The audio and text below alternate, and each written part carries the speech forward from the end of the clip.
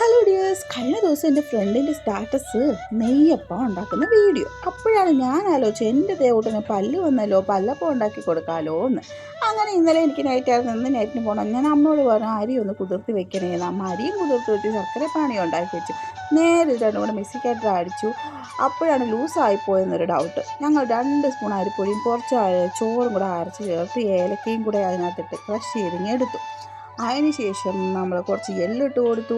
എല്ലാവരും തന്നെ തേങ്ങ നെയ്യിൽ മൂപ്പിച്ചാണ് ഇടുന്നത്. പിന്നെ ടൈം ഇല്ലാത്തത് കൊണ്ട് തന്നെ ഡയറക്റ്റ് ഇട്ടു. ചില കടകളിലൊന്നും മൂപ്പിക്കാറൊന്നുമില്ലല്ലോ, പണ്ട് ചായക്കടകളിലൊന്നും വാങ്ങുമ്പോൾ നെയ്യുടെ ഫ്ലേവർ എനിക്ക് കിട്ടിയിട്ടില്ല. അങ്ങനെ നമ്മൾ ചെറുതായി കൊത്തിയിരുന്ന തേങ്ങയാണ്. കുട്ടികൾക്ക് കൂടെ കഴിക്കുമ്പം അത് തുപ്പിക്കളയരുതല്ലോ, അപ്പോൾ കുഞ്ഞാട്ടാകുമ്പോൾ അവരത് കഴിക്കും. അതിനുശേഷം നന്നായിട്ട് തിളച്ചൊരു പാത്രത്തിൽ നമ്മുടെ എണ്ണ ചൂടാക്കാൻ വെച്ചു. ഇതുപോലെ ഇരുമ്പിൻ്റെ ഓടാണെങ്കിൽ നന്നായിരിക്കും കേട്ടോ.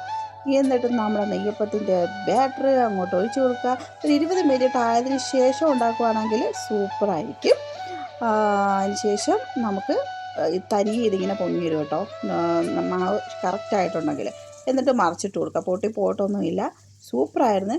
എന്തായാലും ട്രൈ ചെയ്ത് നോക്കുക. ഇതിനൊരു പ്രത്യേക ടേസ്റ്റ് കൂടി ഉണ്ട്. കാരണം ഇതിനകത്ത് അമ്മയുടെയും കൂടെ സ്നേഹം ഉണ്ടല്ലോ. എൻ്റെ കണ്ണന് ഒരുപാട് ഇഷ്ടമായി. നിങ്ങളും ട്രൈ ചെയ്ത് നോക്കുക.